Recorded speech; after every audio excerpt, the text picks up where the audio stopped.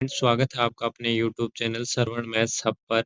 इस वीडियो में हम देखने जा रहे हैं आरआरबी ग्रुप डी परीक्षाओं में पूछे जाने वाले साइंस के 25 महत्वपूर्ण प्रश्न, जिसका पहला प्रश्न है,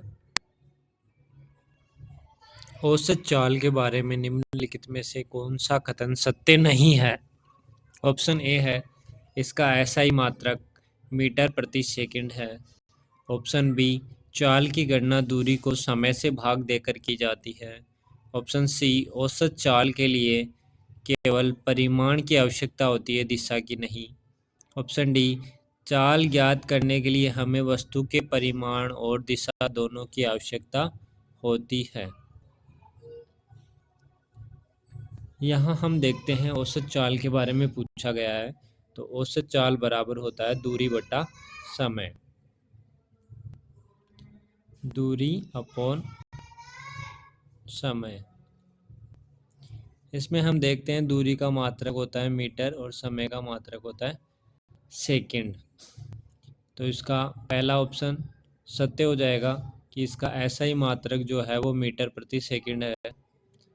दूसरा, औसत जो चाल है कि गणना दूरी को समय से भाग देकर किया जाता है। देखो यहाँ दूरी बटा समय है, तो ये भी सही हो गया। पहला और दूसरा दोनों ऑप्शन सही है। इसके बाद हम देखते हैं दूरी जो है वो एक अदिश राशि है, जबकि विस्थापन एक सदिश राशि होती है। इसलिए यहाँ पे चाल जो है वो एक अदिश राशि हो जाएगी, यानी इसमें दिशा की आवश्यकता नहीं होगी। और वेग जो है वो एक सदिश राशि है।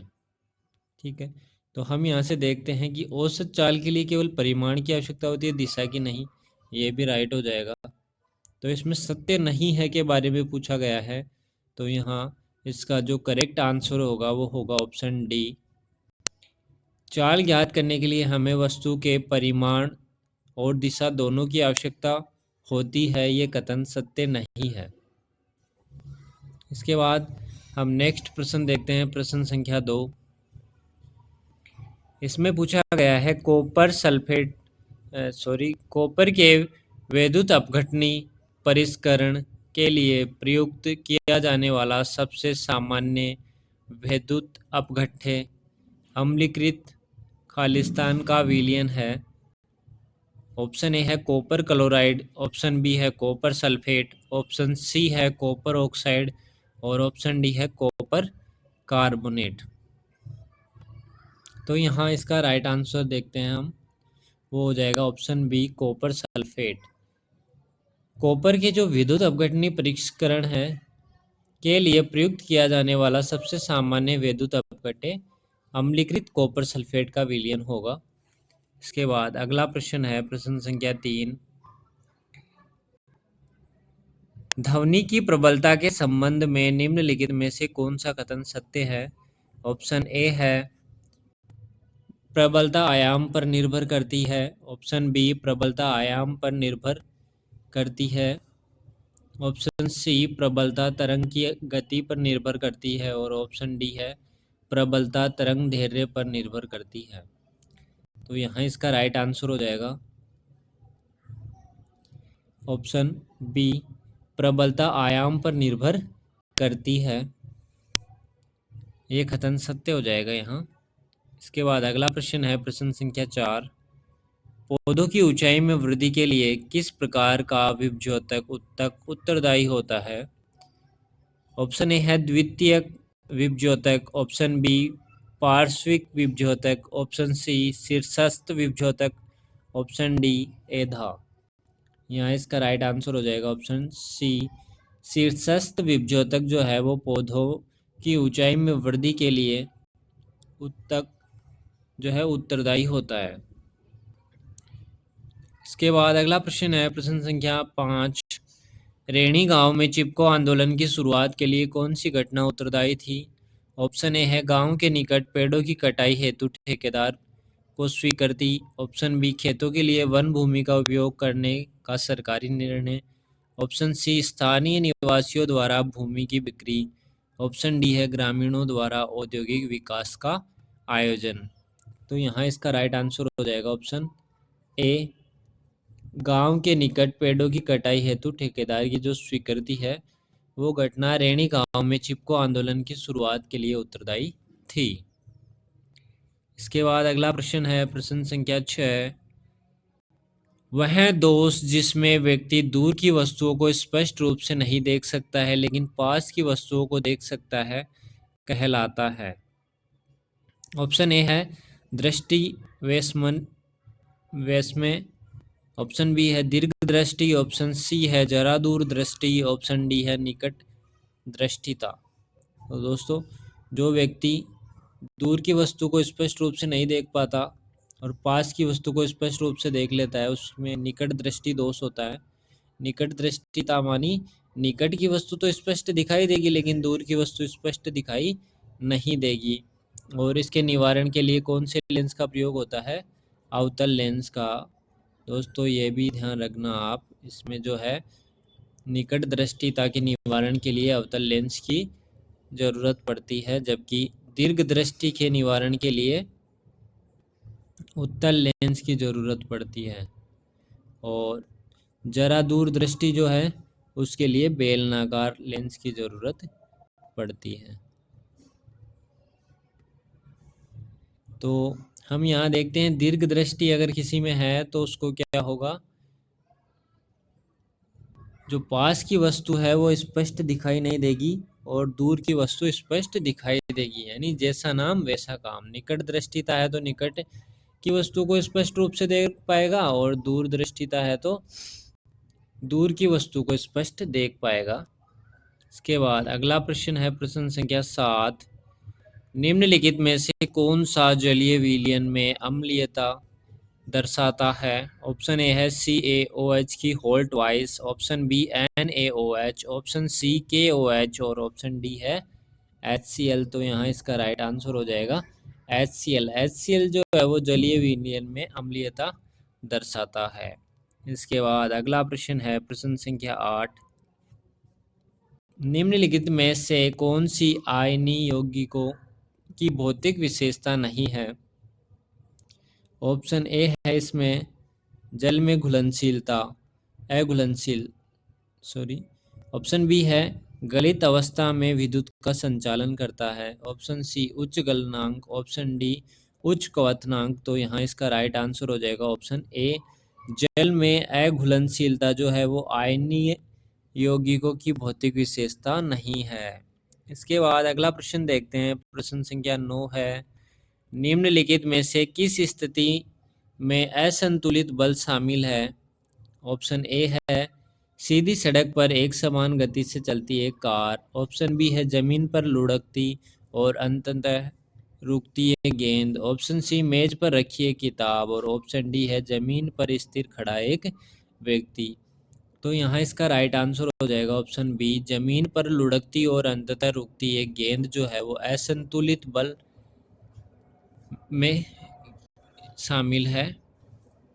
इसके बाद अगला प्रश्न है प्रश्न संख्या 10। एक किसान अपने खेत में उत्पादित शहद की मात्रा और गुणवत्ता दोनों में सुधार करना चाहता है, उसे कौन सी पद्धति अपनानी चाहिए? ऑप्शन ए दे रखा है पुष्पी पौधों की संख्या को कम करे, ऑप्शन बी मधुमक्खियों को पौधों से दूर छायादार स्थानों पर रखे, ऑप्शन सी है क्षेत्र से सभी जंगली पुष्प हटा दे, ऑप्शन डी है यह सुनिश्चित करे कि पूरे मौसम में मकरंद से भरपूर पुष्प खिलते रहे। तो हम देखते हैं यहाँ हमें अगर शहद की मात्रा और गुणवत्ता में सुधार चाहिए तो इसके लिए पहला ऑप्शन ठीक नहीं रहेगा। अगर पुष्पी पौधों की संख्या कम कर देगा तो शहद कहाँ से प्राप्त करेगा? ऑप्शन बी है जो मधुमक्खियों को पौधों से दूर दूर ले जाएगा तो भी नहीं होगा और क्षेत्र के जंगली पुष्प हटा देगा तो भी नहीं होगा। तो यहाँ तो साफ साफ स्पष्ट नज़र आ रहा है कि ऑप्शन डी इसका राइट आंसर हो जाएगा। यदि किसान को उत्पादित शहद की मात्रा और गुणवत्ता में सुधार चाहिए तो उसे यह सुनिश्चित करना होगा कि पूरे मौसम में मकरंद से भरपूर पुष्प खिलते रहे। इसके बाद अगला प्रश्न है प्रश्न संख्या 11। कार्बन के दो मुख्य गुणधर्म क्या है जो इसकी विविधता युक्त प्रकृति और बड़ी संख्या में यौगिक बनाने की क्षमता में योगदान करते हैं? ऑप्शन ए है उच्च गलनांक और तन्यता, ऑप्शन बी श्रृंखलन और चतुसंयोजकता, ऑप्शन सी है सुचालकता और ध्वनि प्रकृति, ऑप्शन डी है समावयवता और अपरूपता। हम देखते हैं यहाँ कार्बन के बारे में पूछा गया है, तो कार्बन जो है उसका प्रतीक सी होता है और इसकी संयोजकता कितनी होती है 4। तो यहाँ देखो ऑप्शन बी में दे रखा है श्रृंखलन और चतुसंयोजकता, जो कि इसका राइट आंसर हो जाएगा ऑप्शन बी। इसके बाद अगला प्रश्न पूछा गया है कौन सा रासायनिक सूत्र ब्लीचिंग पाउडर को निरूपित करता है। ऑप्शन ए दे रखा है Ca और ClO2 का होल ट्वाइस, ऑप्शन बी है CaOCl का होल ट्वाइस, ऑप्शन सी है Ca2 फिर ClO का होल ट्वाइस, ऑप्शन डी है CaClO2। तो यहाँ इसका राइट आंसर हो जाएगा ऑप्शन बी। ब्लीचिंग पाउडर जो है उसका रासायनिक सूत्र होता है CaOCl2।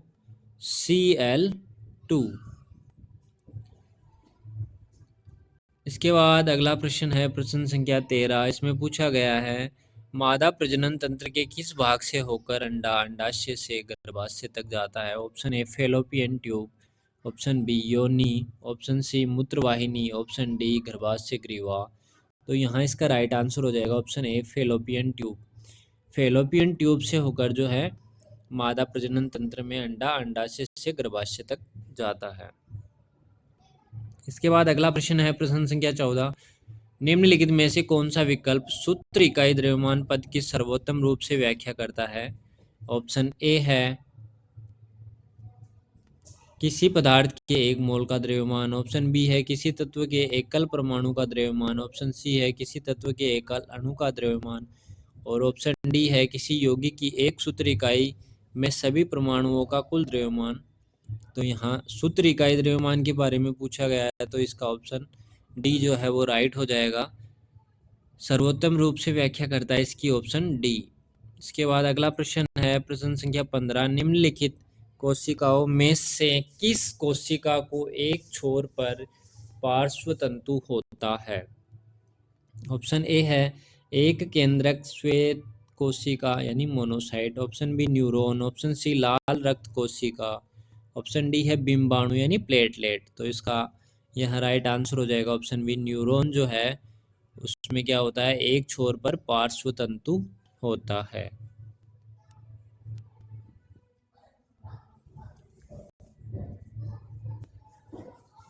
अगला प्रश्न है यदि खालिस्तान है तो किसी स्थिर बल द्वारा किया गया कार्य शून्य होता है। दोस्तों इस प्रश्न में हमें बताना है कि कार्य कब कब शून्य होता है। ऑप्शन ए दे रखा है बल अधिक है, ऑप्शन बी विस्थापन शून्य है या बल के लंबवत है, ऑप्शन सी है बल परिवर्तनशील है, और ऑप्शन डी है विस्थापन कम है। तो हम यहाँ देखते हैं कार्य का सूत्र, कार्य बराबर होता है बल गुणा विस्थापन यानी F(s) cos थीटा। इसमें हम देखते हैं ऑप्शन बी बोल रहा है कि विस्थापन यदि शून्य है तो कार्य क्या हो जाएगा शून्य हो जाएगा, और बल के लंबवत है यानी कोस 90 डिग्री का मान भी कितना होता है 0। तो यहाँ से ऑप्शन बी इसका राइट आंसर हो जाएगा। यदि विस्थापन शून्य है या बल के लंबवत है तो किया गया कार्य क्या होगा शून्य होगा। इसके बाद अगला प्रश्न है प्रश्न संख्या 17। पादपों के निषेचन में पराग नलिका की क्या भूमिका है।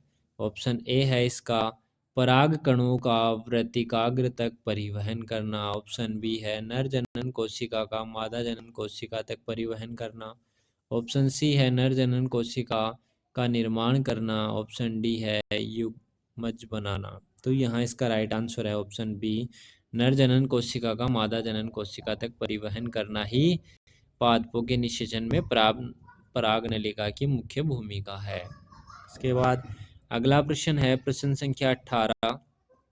एक उत्तल लेंस की फोकस दूरी दे रखी है हमें 25 सेंटीमीटर। इस उत्तल लेंस की क्षमता कितनी होगी।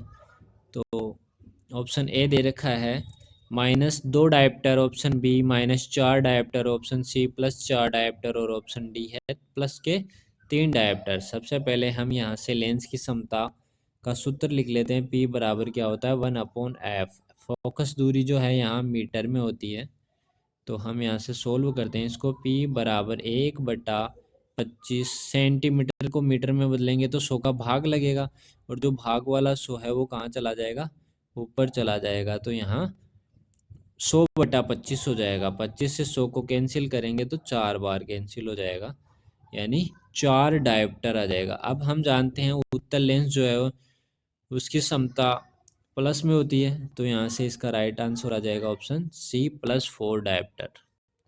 इसके बाद अगला प्रश्न है प्रश्न संख्या 19। इसमें पूछा गया है निम्नलिखित में से कौन सा या कौन से तरलों द्वारा लगाए गए दाब के बारे में सत्य है। ऑप्शन 2 प्रश्न पूछे गए हैं यहाँ से। पहला है इसका तरल उस पात्र के आधार और दीवार पर दाब लगाते हैं जिसमें वे परिबद्ध होते हैं, और दूसरा पूछा गया है तरल के किसी भी सीमित द्रव्यमान पर लगाया गया दाब विभिन्न दिशाओं में असमान रूप से संचरित होता है। तो यहाँ कौन सा सही है कौन सा सही नहीं है उसके बारे में ऑप्शन दे रखे हैं। ऑप्शन ए है केवल 2 सही है, ऑप्शन बी न तो 1 सही है और न ही 2 सही है, ऑप्शन सी 1 और 2 दोनों सही है, ऑप्शन डी है केवल 1 सही है। तो यहाँ दोस्तों केवल ये पहला जो प्रश्न पूछा गया है केवल वो सही है। तरल उस पात्र के आधार पर और दीवारों पर दाब लगाते हैं जिसमें वे परिबद्ध होते हैं, तो यहाँ इसका राइट आंसर हो जाएगा ऑप्शन डी केवल 1 सही है इसमें। इसके बाद अगला प्रश्न पूछा गया है जीवों के उस समूह का चयन कीजिए जिसमें अलैंगिक जनन विखंडन द्वारा होता है। ऑप्शन ए है सभी पादपों में, ऑप्शन बी सभी बीज पादप, ऑप्शन सी नील हरित शैवाल, और ऑप्शन डी है पुष्पी पादप। तो यहाँ इसका राइट आंसर हो जाएगा ऑप्शन सी नील हरित शैवाल जो है उसमें अलैंगिक जनन विखंडन द्वारा होता है। इसके बाद अगला प्रश्न है प्रश्न संख्या 21। इसमें पूछा गया है निम्नलिखित कथनों में से कौन सा सही है। तो यहाँ 4 ऑप्शन दिए गए हैं। पहला दक्षिण हस्त अंगुष्ठ नियम वृत्तीय लूप पर लागू नहीं किया जा सकता। ऑप्शन बी है दक्षिण हस्त अंगुष्ठ नियम एक सीधे चालक के परितः चुंबकीय क्षेत्र की दिशा बताता है। ऑप्शन सी है चुंबकीय क्षेत्र में किसी चालक पर लगने वाले बल को ज्ञात करने के लिए दक्षिण हस्त अंगुष्ठ नियम का उपयोग किया जा सकता है, और ऑप्शन डी है सीधे चालक पर दक्षिण हस्त अंगुष्ठ नियम लागू नहीं किया जा सकता। तो यहाँ इसका राइट आंसर हो जाएगा ऑप्शन बी दक्षिण हस्त अंगुष्ठ नियम एक सीधे चालक के परितः चुंबकीय क्षेत्र की दिशा बताता है। ये कथन सत्य है यहाँ। इसके बाद है ऑप्शन प्रश्न संख्या 22। निम्नलिखित में से कौन सा संचलन ऐच्छिक पेशियों द्वारा होता है। ऑप्शन ए है इसका हृदय का संचलन, ऑप्शन बी है आमाशय भित्तियों में संचलन, ऑप्शन सी आंत्रों में संचलन, और ऑप्शन डी है जिह्वा में संचलन। तो ऐच्छिक जो है हृदय में संचलन जो है वह अनैच्छिक है, आमाशय भित्तियों में संचलन और आंत्रों में संचलन अनैच्छिक है, जबकि जीवा का संचलन जो है उसको नियंत्रित किया जा सकता है, इसलिए ये ऐच्छिक में आएगा। तो ऑप्शन डी इसका राइट आंसर हो जाएगा। जीवा का संचलन जो है यानी जीवा में संचलन जो है वो ऐच्छिक पेशियों द्वारा होता है। इसके बाद अगला प्रश्न है प्रश्न संख्या 23। इसमें है पूछा गया है वाष्पीकरण की दर में वृद्धि होने के संदर्भ में निम्नलिखित में से कौन सा विकल्प गलत है। आर्द्रता में वृद्धि, तापमान में वृद्धि, ऑप्शन सी पृष्ठीय क्षेत्रफल में वृद्धि, ऑप्शन डी पवन की चाल में वृद्धि। तो यहाँ इसका राइट आंसर हो जाएगा ऑप्शन ए आर्द्रता में वृद्धि जो है वो विकल्प गलत है। इसके बाद अगला प्रश्न है प्रश्न संख्या 24। इसमें पूछा गया है पदार्थ के कणों के आकर्षण के बारे में निम्नलिखित में से कौन सा कथन सही है। ऑप्शन ए गैसों की तुलना में द्रवों में आकर्षण बल कम होता है, ऑप्शन बी विभिन्न कणों के लिए आकर्षण बल भिन्न भिन्न होता है, ऑप्शन सी विभिन्न कणों के लिए आकर्षण बल समान होता है, ऑप्शन डी है ठोस पदार्थों की तुलना में तरल पदार्थों में आकर्षण बल अधिक होता है। तो यहाँ इसका राइट आंसर हो जाएगा ऑप्शन बी विभिन्न कणों के लिए आकर्षण बल भिन्न भिन्न होता है। इसके बाद इसका लास्ट प्रश्न है प्रश्न संख्या 25। इसमें पूछा गया है यदि किसी धारावाही चालक को चुंबकीय क्षेत्र में रखा जाए और धारा की दिशा को उत्क्रमित कर दिया जाए तो चालक पर लगने वाला बल क्या होगा। ऑप्शन ए है दोगुना हो जाता है, ऑप्शन बी समान रहता है, ऑप्शन सी विपरीत दिशा में हो जाता है और ऑप्शन डी है शून्य हो जाता है। तो यहाँ इसका राइट आंसर हो जाएगा ऑप्शन सी विपरीत दिशा में हो जाता है। यानी यदि किसी धारावाही चालक को चुंबकीय क्षेत्र में रखा जाए और धारा की दिशा को क्रमित कर दिया जाए तो चालक पर लगने वाला बल भी विपरीत दिशा में हो जाता है। दोस्तों ये थे 25 प्रश्न जो कि आरआरबी डी ग्रुप की परीक्षाओं के लिए महत्वपूर्ण प्रश्न है। यदि आपको ये वीडियो पसंद आया हो तो इस वीडियो को लाइक कीजिए, अपने दोस्तों में ज़्यादा से ज़्यादा शेयर कीजिए, साथ ही अपने यूट्यूब चैनल श्रवण मैथ्स हब को सब्सक्राइब कीजिए और बेल आइकन को प्रेस करना मत भूलिए, जिससे आपको आगे के वीडियोज़ के लिए नोटिफिकेशन भी मिल सके। दोस्तों वीडियो को पूरा देखने के लिए आपका धन्यवाद।